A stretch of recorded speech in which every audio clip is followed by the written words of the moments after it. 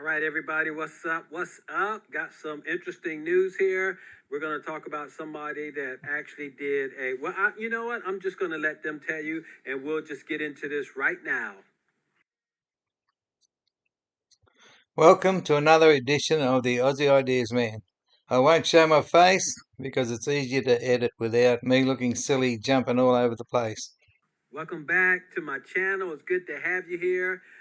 Like I said, I was going to have them tell you. I got Francie here, and we'll just check this out. I'm your host, Francie, and if you're here, you're probably curious about all the electric topics we cover, like electric vehicles. So what we have here is Hillbilly Bill's hit on this idea that this podcast is proof that APTERA can have effective solar on the vehicle. What I'm going to attempt to do, and this is going to be a bit difficult for me because I'm not going to be precise about my estimations, but I will try to estimate why APTERA is not likely to get anywhere near 40 miles. And I'm thinking, before I even make any calculations, that it should be under 4 miles if we have a good think about what has been happening with this guy's road trip. Now, I made a comment on this podcast that just said it just shows that even an intelligent man can do some silly things, to that effect. And I believe this is what has happened in this particular podcast.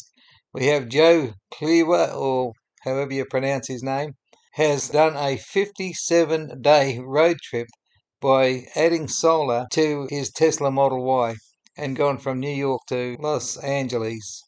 57 days. But we'll get into the details of how much solar he's added and try and estimate how much solar APTERA would need to, I guess, indicate how much they're going to fall short. Anyway, let's just get on with it and see where I can make some sense of it. EV charging and renewable energies, all of which we will be talking about today. I am beyond amped to have Joe Cleaver joining me today to talk all about his beyond cool solar-powered cannonball trip he did from New York to Los Angeles. So as you can see, she's got a special guest here, Joe Cleaver. And what he did was he actually did a solar cannonball run from New York to LA. And this was very interesting because he really pulled off something that was really nice. Now, I will say that in the back of his Model Y at the moment, there doesn't appear to be the full quota of solar panels that he needed to make the trip. Looks like he's only got 3 or 4 there at best. And when you see later on, we'll have to count how many he does have and work out what the total area is. And then from his best mileage that he talks about, we'll have to make some calculations, some estimations of where we're at with regard to APTERA and the very little amount of area that it has on its surface. And so he went on a very long journey. And, you know, what was interesting was after everything having been said and done, well, let's see. He said that it took, we'll let him explain it. How long did it take for him to do this run? It turned into, I think, 57 days, worst case. All right, so it took roughly 2 months for him to do that run, something that would normally take 13 days to go from New York to LA back to New York. But he was just doing it all on solar power. But you could see all the solar panels that he had to set up to get this done. But not only that, do you know how long it would take him to set up all those solar panels? I mean, that's a huge array of panels that he has set up right there. And also, well, I mean, the wind, if the wind is blowing, he's going to have to continue to check on them, especially on a hard, windy day. Panels are going to be knocked over.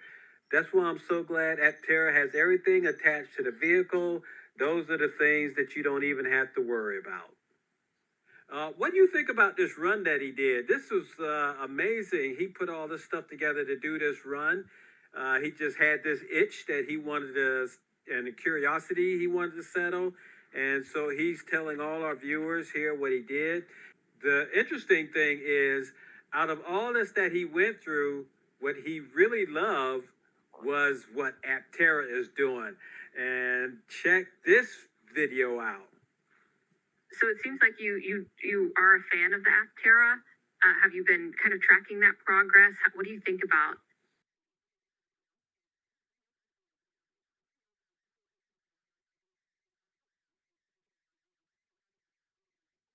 It was cool to see someone finally tackle something that goes between like an e-bike or a bicycle and a full-blown 4,000-pound car. So I like what Joe is saying here. He's saying that most OEMs, they basically just building vehicles. They're getting bigger and larger, and the front grille, I mean, they don't care about efficiency. They don't care about trying to save you money. Let me just interrupt here because he said that legacy automakers don't care about aerodynamics because they stick a big flat grille on the front of their vehicles. Well, it's not a matter of them not caring about aerodynamics. The big flat grille is there because that makes it the most efficient radiator. And when they have the most efficient radiator, they can be certain they can sell a vehicle that will travel all day in the hottest of days and also all day up the steepest of roads. There is not a hot day nor a steep road that will cause a petrol engine vehicle to stop and cool down by the side of the road and won't let you go anywhere. That is solved because of that big grille at the front. That big grille takes precedence over aerodynamics. That big grille is what you need. So don't go saying they're doing it because they hate aerodynamics. They are doing it to save you from sitting around waiting every time you want to go somewhere. And so that's why I'm so glad that, as he brought out, that APTERA is going for efficiency. So APTERA is doing some fantastic things. And you know what this tells me? This tells me that a lot of people, they want solar power, they just don't realize it yet. And so what he did was, I mean, look at everything he went through. Now, of course, over time, things are going to get better. Batteries are going to be able to store more power. The solar panels are going to get more efficient where they'll be able to give you more range for a smaller section of light that's going to hit the solar panel. And the motor efficiency is going to become so much better that you won't need all that power. Let's not worry about what hope there is in the future. It is just hoping. Let's worry about what APTERA can give in 2024 like they're promising. Let's worry about what they're putting in their vehicle that will make it do whatever it is promised to do. My viewpoint over the last 2 years is that the promises are way bigger than the reality, and I don't believe that the reality will ever catch up to these snake oil promises. To give you more horsepower. So things are going to get better. It's just going to take a while. But anyway, I know that APTERA, they are actually the vehicle of the future that's coming out now. Something that you can actually get your hands on either by the end of this year or the beginning of next year, depending upon what variant you want. The end of this year and the beginning of next year are not now. He said you can get your hands on them now. You can't. They're still a pipe dream. So this is a good opportunity to really get involved with APTERA, and they're going to make such a big hit when they come out with their vehicle that a lot of people are going to take notice. And this is something that Joe Cleaver has recognized, as well as Francie has recognized as well. And so a lot of people are just eyeing APTERA to see when they're going to come out with their vehicle. But you tell me, how do you feel about the situation as far as what he did and how he felt about APTERA and how? I'm going to tell you, I'm going to give it a good shot. But just on the surface, this guy, who obviously is an intelligent man, I don't deny that at all, but has done a pretty silly thing. And this thing that he's done has proven that solar is not meant to go on moving vehicles. How she felt about APTERA. No doubt APTERA is going to do some big things, and I'm just so glad that I'm a part of that company. So y'all take care. Enjoy the rest of your day. Bye-bye. So this is where I look up the podcast. Unfortunately, the link fails. So I had to copy and paste into the search area and find the podcast by myself. There it is. Click on the link and sorry, not available. So back I go. All right, everybody, what's up? What's up?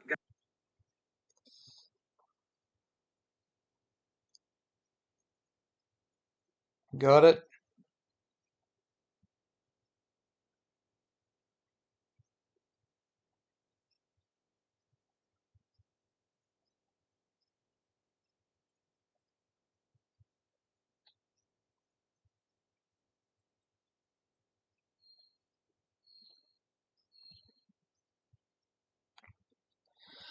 And there's the podcast. I'll have to have a look at that Munro Live one soon.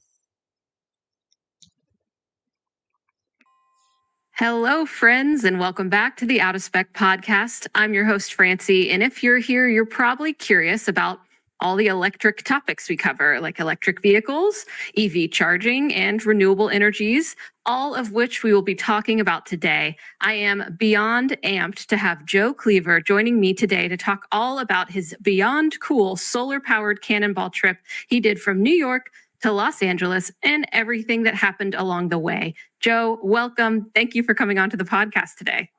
Thanks. Yeah, it's good to be here. Yeah, it's great to have you. I've got to admit, I have a lot of questions for you. I want to ask that it just seems like such a once in a lifetime experience. Or I'll have to admit that this is a long podcast and I'm going to have to watch it right through again just to pick out little pieces that are worth talking about. A lot of this, the camping issues, all of the nitty gritty that went on along the way is really irrelevant.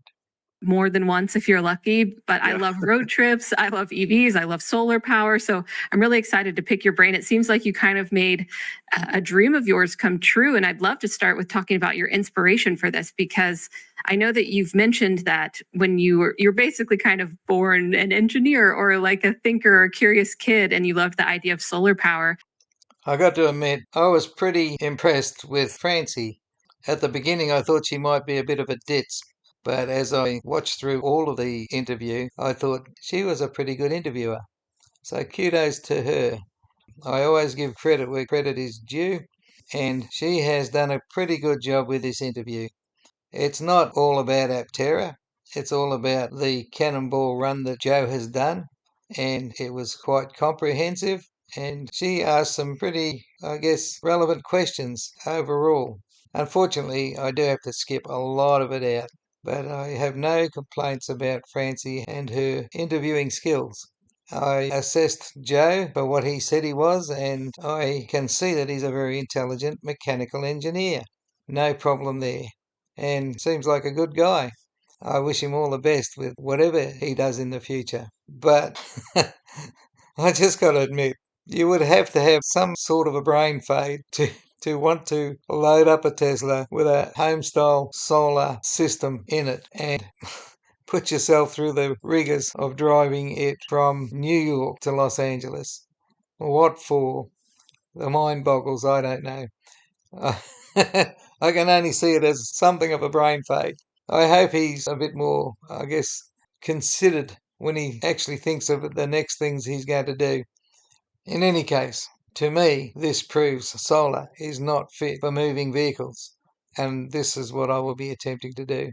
Then the Cybertruck was announced, and I think it was right around Thanksgiving, and we were driving to my parents' house, and so I had 10 hours just to ponder, and it had just been announced, and I was talking to my wife, and it's like, we should just go ahead and reserve one. She's like, okay. And now she can't wait to get it. As soon as we get it, it's going to be hers. But Oh, really? But so I'm driving down the road this whole time, and I'm just thinking about the Cybertruck and all of its capabilities. But there really wasn't much for trucks in the bed size. And I still look at the panel I had, and I was like, man, I could fit a ton of these in the back of the Cybertruck. I could charge the Cybertruck with solar in the back of the Cybertruck. And so that was kind of my first thought. And I ended up with a Model Y when the prices dropped. There wasn't much time, and I thought, well, I'll just do it in this thing. I got enough space, and it's really efficient. Aerodynamically, it's great, and it's got enough room to fit everything in there. So I said, all right. I started pulled up SolidWorks and started CAD modeling what the interior would look like and how I could fit everything. And, you go to these inverter companies and batteries, and you can download the CAD model and start stuffing it all in the car and figuring out what's going to fit and not going to fit. And it's like, sure enough, it fits. So, all right, I'm going. How fun. Yeah, I feel like the design process the setup was probably really fun to do. And so as a kid, you were drawing solar panels. I mean, what kid isn't drawing solar panels, right? Yeah. And then I'd love to, from childhood to now, as the technology has obviously developed a lot, what has been most exciting for you to see advance in the solar power, industry and with that technology? Yeah, the power and efficiency of the panels has gotten better. Also, the price has gotten significantly better. But the power electronics have just gotten crazy. Look at EVs. They're 400 or 500 horsepower. I'm going to stop him here because he does say that the solar cells have improved. Now, I think over the last decade, they've improved from about 17% to roughly 23%. 17% is 83% shy of full capability. 83% shy. If you add 6% of that, you're still 77% shy of full capability. 23% is less than a quarter capable and 3/4 totally useless, incapable. This is not what I would call much of an advancement in solar technology. And then he goes on to, of course, the motors. Let me listen to that. And the inverter is just this little tiny box that sits on top of the motor. And the motor, they're like, the core of the motor is only, this big around, and it's cranking out, hundreds of horsepower. And all that same technology is in solar, because you got to go solar, DC right to AC. Now, I'll stop him here because he says the motor's very small and he says the inverter's very small, but he omits the fact that the batteries are big and heavy. And this is talking about in EVs, EV technology. This isn't talking about what he set up for his road trip. But he is misguiding people with the fact that he says, yes, you've got more horsepower in less size when it comes to a motor and an inverter. But no motor and inverter alone can give you any power whatsoever. You need the battery. And once you have the battery, you can say goodbye to any size advantages over a petrol engine car. You have just wiped the slate. You have just gone not only back to square one, you've gone into a far worse situation because of that not only big and heavy battery, but an expensive battery. It is the biggest single component in cost in a new EV anywhere. It's the battery. So he's just sort of like glossed over that, skipped it, omitted it when you can't omit it. Motor and inverter without battery does nothing, gets you nowhere. You have to have the battery. And so he should not omit it. For me, it was all about efficiency. So I had to be as efficient as possible. So I chose to drive at night and charge during the day. And I thought, I looked at it and I ran the numbers. And I said, ideal conditions, I could do it in 20 days. And it's like, that's pretty good. But that was planning on leaving earlier in the year and not running into all the issues I had. So 20 days, I was like 20 days, 30 days, maybe more likely, and 40 days, kind of a worst case. Well, it turned into, I think, 57 days, worst case. So it was a lot longer than I anticipated. But, so there's so many people doing it, or there's different ways to do it. And I thought it would be really cool in the future, companies like APTERA, when solar cars are more prevalent, that you could do it with a group of people and you could plan out a route, and maybe you go and you charge for 2 or 3 days and you just kind of do this really cool cross-country tour with a group of 20, 15, 20 people. So I thought, well, I'll try it. I'll go, blaze a trail now and try it out, see how it works. And I don't know, it was harder than I thought. So I don't know if I'd do it again. Okay, I was going to ask you that later. Yeah, would you do it again? But I'm sure it was. I mean, it's one of those things that you're glad you did. There's a few times I wanted to quit. I'm like, I don't know, I'm done. And my wife would tell me, it's like, I don't want you to come home until you've got to the Portofino Inn. So until you're there, you're not coming home. It's like, you got to finish it. You got to go. So that tough love. Yep. Yeah, that's great. That's great that you had that support along the way. And I think it would be so cool to do this with a group with APTERAs or whatever it is. So if that happens, definitely count me in. Why did you choose these particular solar panels from SunPower? And I know you have a video with the Monroe Live channel where you walked through kind of your setup out of the hatchback. So I'll link that in the show notes and folks can make sure to check that out. But what drew you to say, yeah, SunPower, these are what I'm going to use for my solar cannonball? Yeah, they're some of the highest quality panels. The panels I got, I was actually able to get more than 100 watts. So normally you get a 100-watt panel and you get 80 or 90 watts. Well, I got a 100-watt panel that could do 110 watts. So I really liked the quality of SunPower, and I actually quit making them. So they're kind of hard to get, but you can get them at kind of a good deal right now. So I went directly to SunPower, which is actually, they split to Maxeon, and now Maxeon is selling out all the rest of their stock. So I went directly to Maxeon and shipped 2 pallets directly to my house and then unboxed them and packed them all in. So they're just the best panel I could find. Yeah, of course, especially going so long. You're like, I don't want to skimp out on this supply. This is my power supply. And you mentioned the Maxeon. And so these were the same cells that are in the APTERA, right? And so it seems like you are a fan of the APTERA. Have you been kind of tracking that progress? What do you think about that EV? Which is, if for those who don't know, doesn't it have 3 wheels or is it 4 wheels? Is it a 4? Yeah, 3 wheels. Yep. Yeah. What draws you to APTERA? What do you think they're doing right or wrong? Yeah. Well, I haven't followed them super close, but I've seen pictures of it and I go and check in every once in a while. What's really cool is they really went after efficiency. I remember hearing a quote, this was maybe 15 years ago, and it was the Rocky Mountain Institute. And he said, it's amazing to me that it takes 4,000 pounds of steel to transport a 200-pound person or something along that lines. It's why, in this year, 2023, we're still taking 4,000 pounds of metal, plastic, just to transport one person. You think we could do better than that. And APTERA really went after efficiency. And to me, it looks like a small airplane. And airplanes are all about aero, right? They don't put a big fancy grill on it to make it look cool. It's like, no, it's got to fly. And They don't put solar panels on them either. APTERA is like, no, it's got to be really efficient. So we're not going to put all these stylistic things on it that aren't there for a purpose. And you look at the way it just trails off, and there's like hardly any area on the tail end of it. It's just this little sliver. And so they really went after aerodynamics and efficiency. And then on top of that, they kind of switched. And originally it was a internal combustion engine. And then they switched over to electric and then put enough solar panels on it to where they get 40 miles range in a day. But even if you're not using solar, it's so efficient, you could just charge it up. And, hardly electric vehicles right now are cheap to charge. But the APTERA, you'd spend pennies if you had to charge it. So it was cool to see someone finally tackle something that goes between like an e-bike or a bicycle and a full-blown 4,000-pound car. And no one was making anything in between. So this is also a Furby. There are lots of people making things in between. And I just mentioned the Squad solar car in the Netherlands. And I might show a picture of it. I've referenced it earlier in other videos of mine. But that's the sort of thing that makes more sense. APTERA doesn't make that much sense. And in fact, there's a lot of snake oil claims that are unproven. He said 40 miles range. Well, we'll try to work that out. He's quoting things as if they're real, and nobody knows if they're real yet.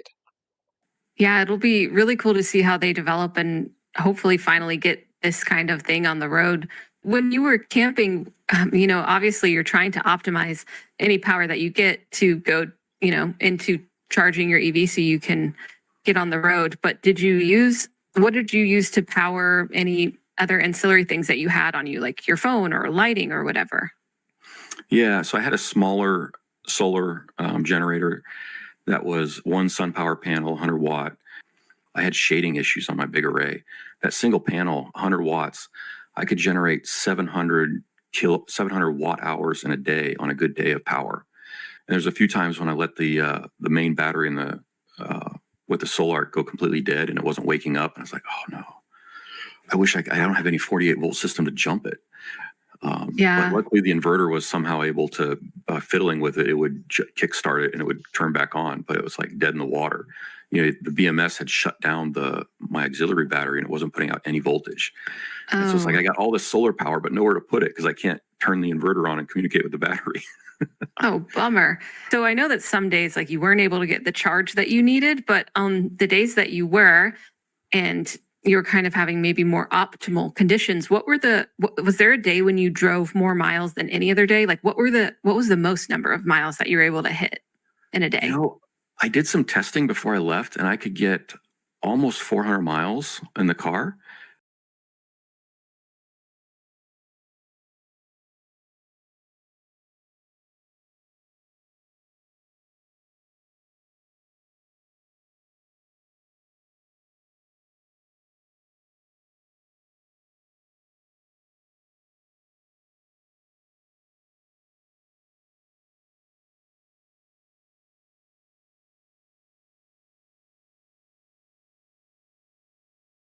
But I never had those good conditions. So the first leg, I went 330, and I think that was the furthest I went. But I was going up in altitude, 4,000 feet. So that was pretty good going 330 miles. The rate. Heck yeah. And I've got like at least 1,000 pounds of extra weight in the back of the car. So going uphill with extra weight, it's not exactly like towing, but that's a lot to still hit the 330-mile mark in the Model Y. Definitely. Okay, so you started off strong. Yeah. Maybe the strongest. Yeah. And how fast did you go on average? Was it slow? Was it annoying? It's around 55. So when you're going 55 on the interstate and people know you can go much faster, they're annoyed. But you get behind like a little Toyota that's pulling a camper and they're going 50, everyone knows that's as fast as he can go, right? Honking at him is not going to do anything. So if I found someone like that, I just stay behind them. And then people are like, oh, he's just stuck behind the Toyota. He's, and then it was easier to go 55. Yeah, like which is don't funny look at because the me. Cannonball is all about, I can't drive 55 miles an hour. In my case, I want to drive 55 miles an hour. Yeah, it's funny because I mean, like, what's the opposite of a cannonball? Just a slow rolling cannonball. I mean, I don't know if you would just pick up and go as far as you could if you didn't get the charge that you wanted, but was there one place that you spent the most amount of time along your way for whatever reason? Yeah, in Tennessee. Oh, Yeah, nice. where you're at. Yeah, I got to a site and I started setting up and they told me I couldn't put the panels on the grass. Maybe you saw that video. And so I had to move all the panels onto this pea gravel. And then it was cloudy and there was a solar eclipse the same day. And it was just a nightmare. So I didn't get enough charge. And the next 4 days were cloudy. I'm like, well, I can't stay here. There's nothing I can do here. And so that's where I went to a hotel for 4 days. And then I went to another site, Defeated Creek, for, I don't know if it was 4 days as well. I forget. It's all kind of a blur now.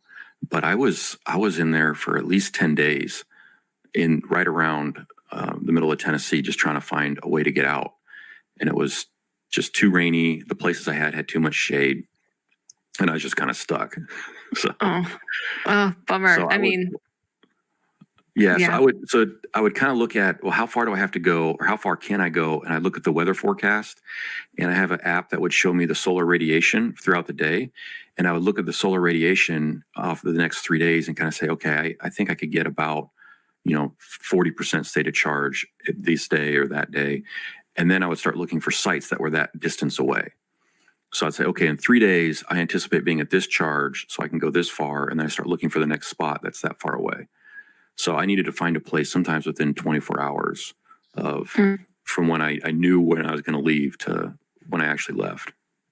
And I didn't have a single panel failure. I had the wind, rip some out at times, and I had no failures with any of the panels. All the electronics worked, so that was pretty smooth. The only thing is I got a crack in the windshield, but that was the only mechanical failure.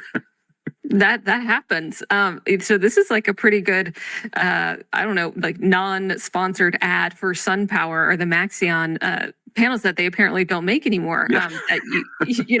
Well, Yep. you got the last good bit of them. So hopefully something similar of where you can just go with half of them tested and have that, product quality testing, apparently whatever they're doing, work for you in that way.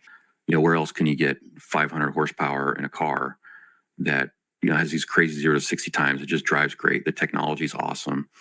Mm-hmm. I kind of think of it, if they came out with a car that was an internal combustion engine, and I said, I can give you this car. It's got a V8. It's got 500 horsepower. But here's the deal. I'm only going to charge you $1 a gallon for gas. And then, oh, wait, you don't have to go fill up at the gas tank. I'm going to come to your house. I'm going to fill it up every single night for $1 a gallon. Would you buy that car? I mean, ICE people would go crazy if they could fill up $1 a gallon at home and never have to go to a gas station. Well, that's what it's like to drive an EV. You go home, you plug it in, and it fills up overnight. It costs you 11 cents a kilowatt hour. Maybe, I'm sure it's more in other places, but it's so cheap and it's got 500 horsepower. So why not? And then it's like, well, but what about a road trip? It's like, okay, you go see your parents on Thanksgiving and you go drive 12 hours. And instead of stopping at gas stations and then going to McDonald's or wherever you're going to eat, you stop at a Myers and you spend the same time you would there, except you go into Myers and you get snacks for grocery store prices instead of convenience store prices, and you eat at the deli there and you're back on the road. So for me, road trips, it doesn't take any longer. Instead of going, if I'm doing a 10-hour trip, I'm stopped 2 hours, with breaks and everything with the kids, and I spend maybe an hour of that charging. So it doesn't change my driving habits that much. And that's just on road trips. So the rest of the time, you see all these lines at the gas station, and it's like, yeah, I forgot what it's like to go to a gas station and have to wait in line or get up and get up. He's really sugarcoating the difference between charging times and refilling times of a fuel-driven car. He's sugarcoating it. He might not mind it himself, but I'll bet that most people will regret having an EV for long-distance trips. I've done a very long-distance trip. I went Brisbane to Adelaide and back via Melbourne, and I would rather do it in a comfortable diesel car, or even some petrol cars these days that are very fuel efficient. But I'd rather do it in any car that I could just pick out a fuel stop and fill up and go. And for the most part, I would actually find food that I would be able to sit in the car and eat while driving and not even have a 10-minute stop overall. You can't do that in an EV. You can't say, I'll eat on the drive, I'll eat while getting some mileage under my belt, because you're locked into that charger and you're going nowhere. It's that simple. You have lost the option. In the cold and pump the gas in the cold. It's like I just plug in it at the garage and I'm done. So, and during the summer, that's no problem because the sun's higher in the sky. But this late in the year, I'm getting shade on the other panels. And that was something that I didn't anticipate. And that, a solar panel, if you get a little shade on it, it makes a huge hit because it starts turning that little cell into a resistor and it kills the rest of the panel. So that was something where if I had done more research on, panel angle and where the sun was going to be in the sky and, something I overlooked, that would have helped a lot. So the panel with longer leads so that I could space them out better, I would have gotten significantly more power. So what it would typically look like is you'd have your solar power. It looked like this big dome. But in the morning and the evening, I get a ton of shade on the panel because it casts these really long shadows. So instead of getting this dome of power, I was getting like this really narrow band of power. So that's why it took so much longer. I think the best day I got 30 kilowatt hours in one day, but I could have done over 40 in a day. Now, here's the thing. He's bemoaning the fact that he couldn't put his panels at a greater distance apart, but at least he could set them at an angle that was conducive to getting power, or optimum power. The problem with an APTERA is that you can't separate the panels or the cells any further than what they are when they're made. There is no separation ability whatsoever, nor can you set the angles. The angles are at odd angles already. They're following the shape of the EV and they're at odd angles. So there is no optimization to be done at all. You're just stuck with it. And by the sound of him, you've got to do it right, otherwise you lose potential power. And when Steve Fambro did this whiteboard explanation of how much power you're going to draw, he never factored in the fact that he couldn't separate the cells on the EV, nor could he set them all at the optimum angle. And these are things that really do reduce the potential power. If I had been in optimal conditions, I wasn't getting shade in the morning. So, So do you think it's more about, that's out of your control a bit, right? The weather. Yeah. Yeah. So also, I mean, of course, being sure to optimize the way that you place your solar panels, but weather came into this a lot. And I kind of want to ask, like, how did you deal with weather? Not only with the charging, but it affects the range of your EV as well. And also the, just, the chain of events that we've talked about, from the sun to your EV battery. And those batteries get cold too. Did you have to climate control in there to make things most efficient? Well, it had the heat pump, so that helped, I think, heating the battery, keeping that warm, more efficient. But Just a note here, APTERA has no heat pump, so he's got some advantage even with his homemade solar system over what's supposed to be the most efficient production vehicle ever. He's already got an advantage because he had a heat pump and APTERA doesn't. I think except for a rare occasion where I knew I was going to get to a site with extra power and have extra charging, I think I ran HVAC once, but usually all I would do is the heated seat and the heating steering wheel.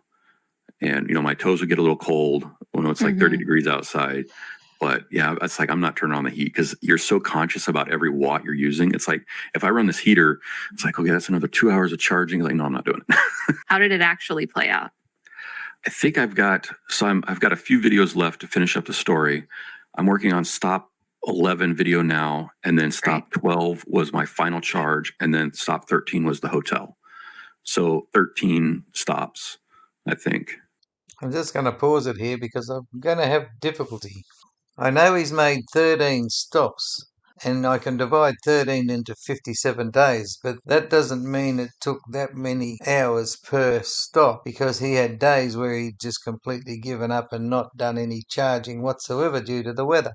So what I don't have, which is important, is a charge rate. It's like, how many hours of charging did it take to get, say, 300 miles of driving? This charge rate is important because when it comes to figuring out what APTERA can do, we have to know what its charge rate's going to be too. This is a great unknown. But hopefully we'll get enough information to draw some conclusions about at least how much range an APTERA is going to get in a day. I would love to have known that rate, though. It would have made it a lot easier for me. And then, of course, when APTERA comes out, if they make it, it's their. I've worked for startups before, and it's kind of tough. I can feel their pain trying to get funding. It's, you have this great idea, but if you can't fund it, it's really tough. But if they can pull through, that would be some really cool road trips in the APTERA. I need to get the dimensions inside to see how many panels you could fit, though. There you go. Yeah. He's missed the main problem with APTERA. It's not lack of funding. It's the fact that the skin cooling doesn't work. He's overlooked it. APTERA has a skin cooling system that has never proven to work. It doesn't exist in any other vehicle. It's unique to APTERA. It's not fins on a cylinder head, air-cooled. It's not radiator-cooled, except for the Beta, which they needed because it needed to go more than 5 miles without stopping. It's the unique idea of skin cooling, which they haven't proven, and which has failed them at least 3 times already, with thermal throttling occurring. It's not the finances that's the big problem, it's the skin cooling. You're going to have to pull a little mini APTERA trailer behind you with all the solar panels. He didn't have a good way of looking at the trip. Slow as it was, most of it was looking into the headlights. There's no scenery when you're driving at night. You see nothing except into the headlights on virtually what looks like the same piece of road ahead. I kind of want to do it again with my family, but not solar, to kind of retrace the route and visit all the stops and meet all the people I met, places I stayed, and maybe do it with a Cybertruck when my reservation comes up. Take the whole family to New York and do the hotel version, and we'll just drive across the country and check out all the locations and kind of. And maybe do it in the daytime when he can see. Well, thank you, Joe. Really appreciate it. Thank you, everyone, for tuning into the Out of Spec podcast. And we'll see you next time on the next episode. Ciao. Well, that was it. It was long for me to watch right through. It was, nearly an hour and 20 minutes long, plus what Hillbilly Bill did in the first instance. Add it all together just for a couple of comments from me. I'll have to put a few extra things in text on my video.